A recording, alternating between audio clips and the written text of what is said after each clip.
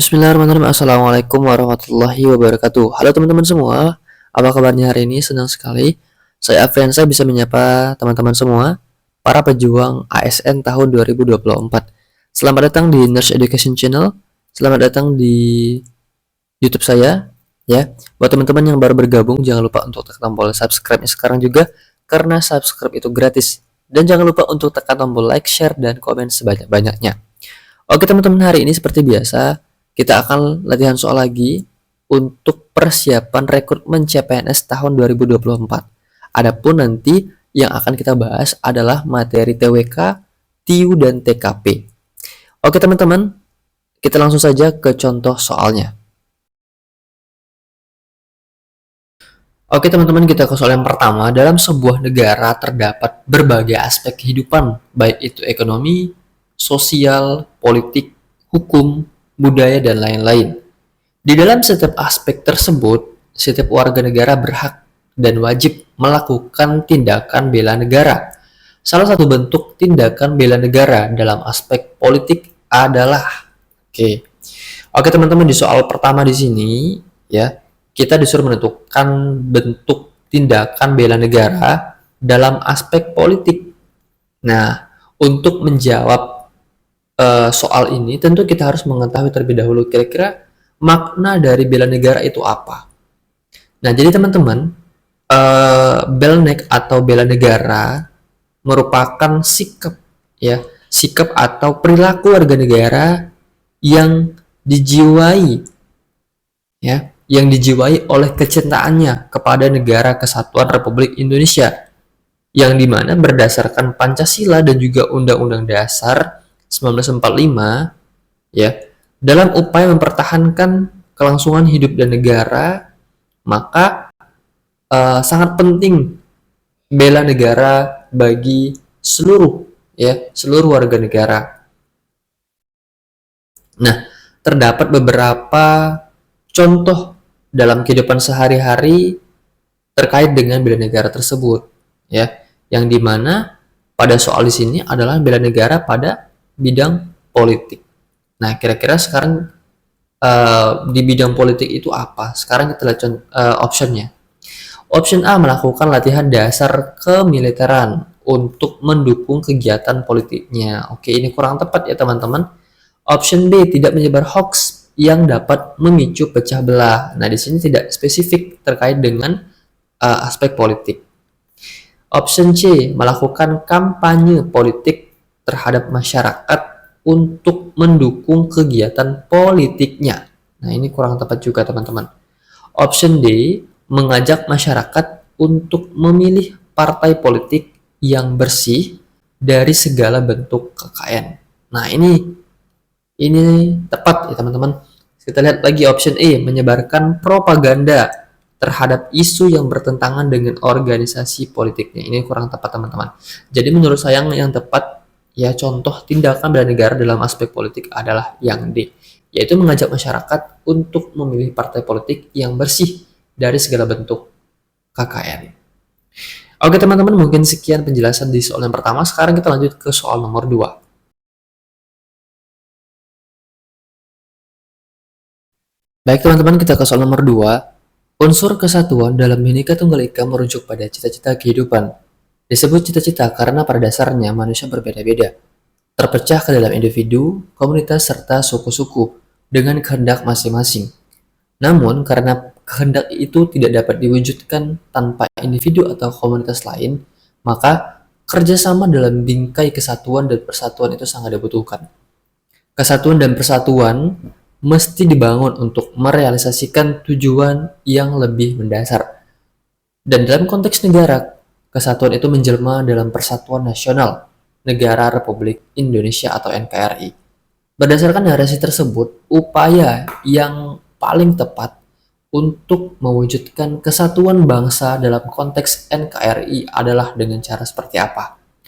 Oke teman-teman, soal seperti ini sangat panjang, jadi tipsnya adalah teman-teman langsung membaca soalnya saja dulu, baru teman-teman membaca narasi dari soalnya. Oke, di soal ini dikatakan adalah upaya yang paling tepat untuk mewujudkan kesatuan bangsa dalam konteks NKRI. Oke teman-teman, sekarang kita lihat optionnya. Option A meningkatkan pemahaman dan pengamalan nilai-nilai Pancasila. Oke, ini kita save dulu jawabannya ya. Option B membangun infrastruktur yang merata di seluruh wilayah Indonesia. Oke, ini kurang tepat teman-teman dikarenakan di sini konteksnya adalah untuk mewujudkan kesatuan bangsa dalam konteks NKRI. Nah, sedangkan option B ini lebih kepada bagaimana pengamalan nilai-nilai Pancasila ya, yaitu sebagai bentuk keadilan sosial bagi seluruh rakyat Indonesia ya.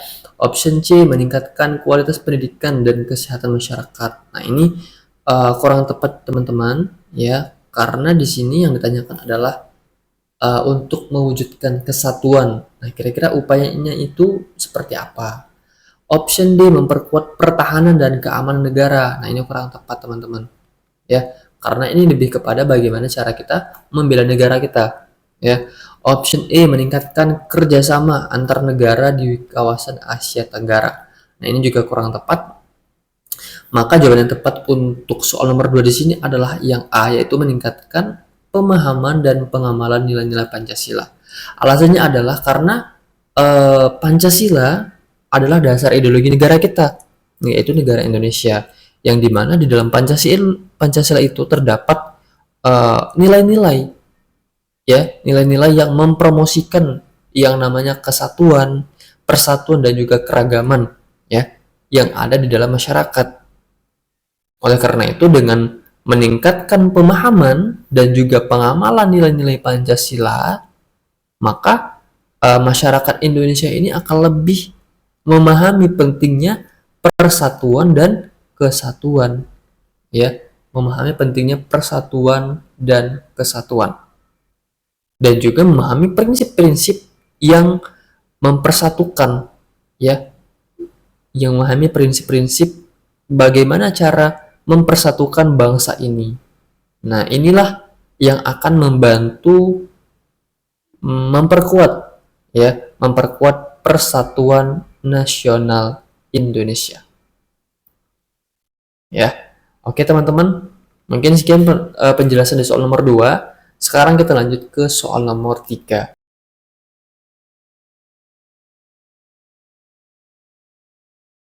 Oke teman-teman, kita ke soal nomor 3 ya.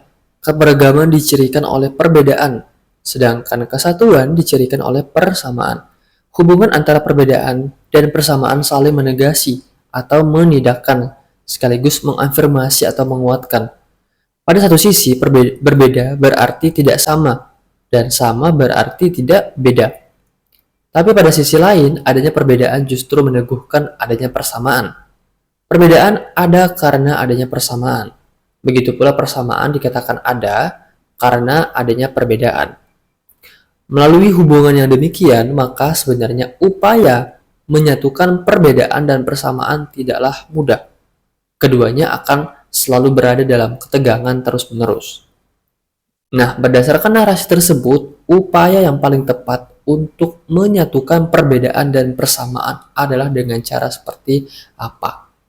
Oke teman-teman, di soal nomor 3 di sini adalah berkaitan dengan upaya ya, upaya kita yang paling tepat untuk menyatukan perbedaan dan persamaan.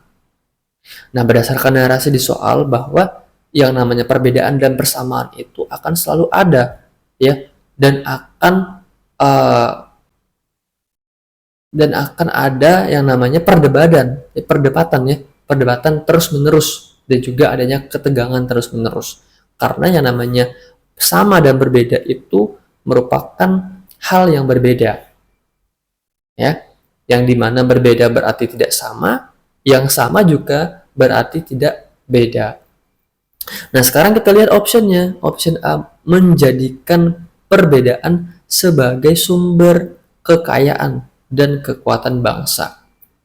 Oke, di sini yang ditanyakan adalah upayanya, ya, upaya kita untuk menyatukan perbedaan dan persamaan itu seperti apa. Nah, ini kan lebih kepada mengafirmasi adanya perbedaan, ya. Maka ini kurang tepat teman-teman, karena option A ini bukan sebagai upaya. Option B mengabaikan perbedaan. Nah, ini sangat kurang tepat karena di sini mengabaikan perbedaan. Ya, ini kita eliminasi, justru kita harus yang namanya bersatu, ya. Baik berbeda ataupun sama itu juga harus bersatu, tidak hanya berfokus pada satu titik saja. Option C menyamakan semua perbedaan. Menyamakan semua perbedaan agar tercipta kesatuan. Oke, ini kurang tepat teman-teman. Ya. Option D mencari titik temu antara perbedaan dan persamaan. Oke, ini kita save dulu. Option E menjadikan perbedaan sebagai ancaman yang harus disingkirkan. Oke, ini sangat kurang tepat teman-teman. Maka option yang tepat di soal nomor 3 di sini lebih mengarah kepada option D. Mencari titik temu antara perbedaan dan persamaan. Oke, jadi di soal nomor 3 di sini pernyataan ini ya mencerminkan pendekatan yang seimbang ya dan juga bijak terhadap perbedaan dan juga persamaan. Ya, perbedaan dan persamaan. Nah, sementara perbedaan dapat memperkaya bangsa dan juga negara dengan kekayaan budayanya, ya, dan juga pandangannya yang beragam, ya, sehingga mencari titik temu antara perbedaan dan persamaan ini dapat membantu membangun kesatuan dan juga persatuan di dalam masyarakat. Nah, ini berarti mencari cara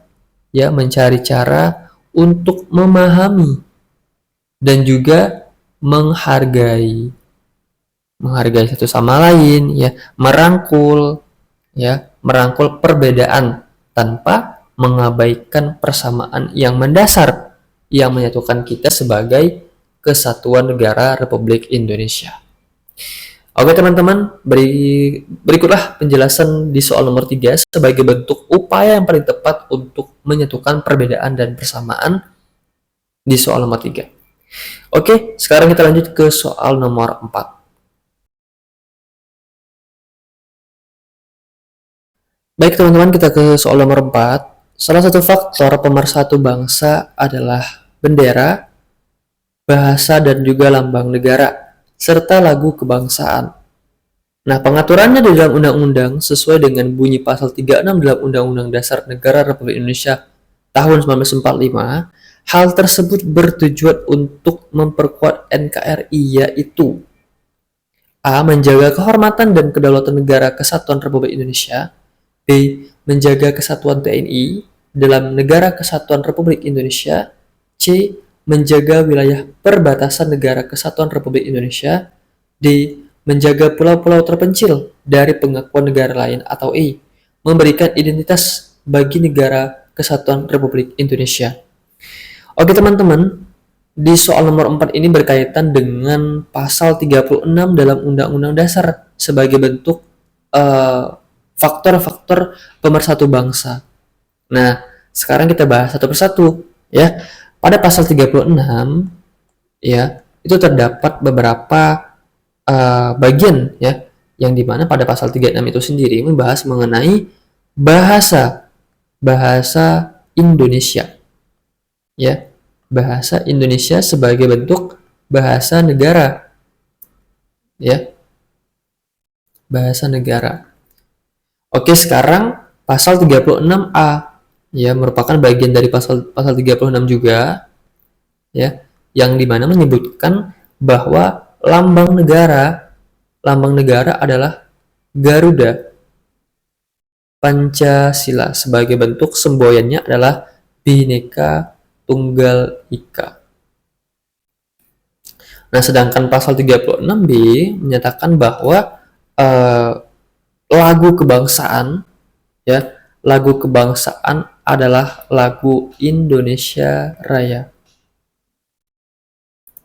Nah, sedangkan pasal 36C ya menyatakan bahwa ketentuan lebih lanjut mengenai bendera, bahasa dan juga lambang negara serta lagu kebangsaan diatur dengan undang-undang. Nah, jadi bangsa salah satu faktor pemersatu bangsa adalah bendera, bahasa, dan juga lambang negara serta lagu kebangsaan tersebut bertujuan untuk memperkuat NKRI, yaitu sebagai pemberi identitas, ya, sebagai pemberi identitas bagi negara kesatuan Republik Indonesia. Oleh karena itu, makna yang terkandung dalam pasal 36 Undang-Undang Dasar Negara Republik Indonesia tahun 1945 menyebutkan bahwa bahasa negara adalah bahasa Indonesia. Nah, pasal tersebut merupakan pengakuan, ya, pengakuan sekaligus menegaskan secara resmi oleh negara tentang penggunaan simbol, ya, salah satunya yaitu bahasa Indonesia sebagai jati diri bangsa dan juga identitas dari NKRI, ya. Maka inilah tujuan untuk memperkuat NKRI sebagai pemberi identitas bagi NKRI sebagai faktor pemersatu bangsa, yaitu bendera, bahasa, dan juga lambang negara, dan lagu kebangsaan Indonesia Raya. Oke teman-teman, maka jawaban yang tepat untuk soal nomor 4 di sini adalah yang E. Oke teman-teman, sekarang kita lanjut ke soal berikutnya.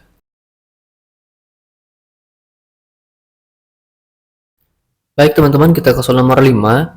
Pada tanggal 19 April tahun 2022, Aliansi Badan Eksekutif Mahasiswa Seluruh Indonesia atau BEMSI menggelar aksi demonstrasi terhadap dua masalah besar di Indonesia, yakni penolakan penundaan pelaksanaan pemilu dan sorotan terhadap kelangkaan minyak dalam negeri. Mahasiswa menilai bahwa penundaan pemilu menunjukkan matinya demokrasi di negara Indonesia.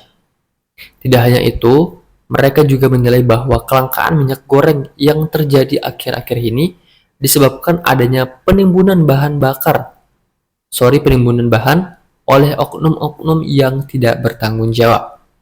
Nah, keadaan ini menjadi alasan bagi mahasiswa untuk melangsungkan aksi secara serentak di seluruh wilayah Indonesia.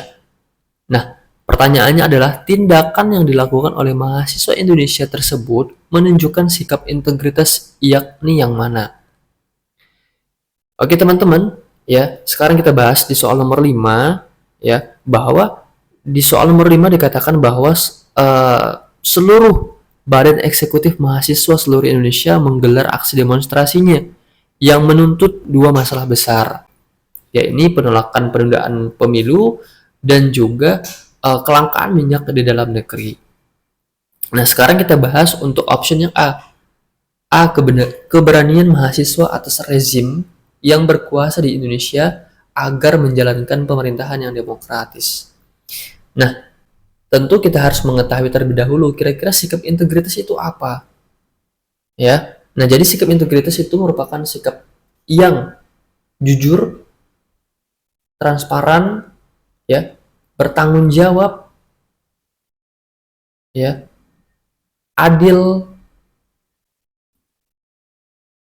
ya. Nah, inilah pengertian dari tindakan-tindakan dari sikap integritas. Nah, option A, keberanian mahasiswa atas rezim yang berkuasa di Indonesia agar menjalankan pemerintahan yang demokratis. Nah, ini kurang tepat teman-teman. Option B, wujud keadilan terhadap kesejahteraan dan pelaksanaan demokrasi yang baik. Oke, ini kita save dulu ya, karena di sini ada kata keadilan dan juga demi kesejahteraan. Option C, bentuk kemandirian dalam menentukan sikap terkait masalah yang dihadapi bangsa. Oke, ini kurang tepat karena tidak relevan dengan pengertian dari sikap integritas. Option D, wujud kerja keras mahasiswa dalam menjalankan fungsinya sebagai agent of change. Nah, ini juga kurang tepat teman-teman. Option E, sebagai bentuk kejujuran terhadap rakyat Indonesia atas masalah yang dihadapi oleh bangsa Indonesia. Oke, ini kita save ya. Jadi teman-teman, terdapat dua pilihan, yaitu option B dan juga E. Namun lebih mengarah kepada option yang B, yaitu wujud keadilan terhadap kesejahteraan dan pelaksanaan demokrasi yang baik. Karena yang menjadi kata kunci pada soal di sini adalah mahasiswa ini menuntut terhadap dua masalah besar. Ya, sudah dikatakan dua masalah besar. Yang pertama berkaitan dengan politik, ya, yaitu penolakan penundaan pelaksanaan pemilu dan juga sorotan terhadap kelangkaan minyak di dalam negeri, yang dimana tujuan hal tersebut adalah bentuk wujud keadilan terhadap kesejahteraan, ya, dan juga pelaksanaan demokrasi yang baik. Ya, inilah tindakan yang dilakukan mahasiswa Indonesia menunjukkan sikap integritas, ya, di dalam soal nomor 5 di sini. Oke teman-teman, sekarang kita lanjut ke soal berikutnya. Baik teman-teman, tidak terasa sudah di akhir video. Terima kasih buat kalian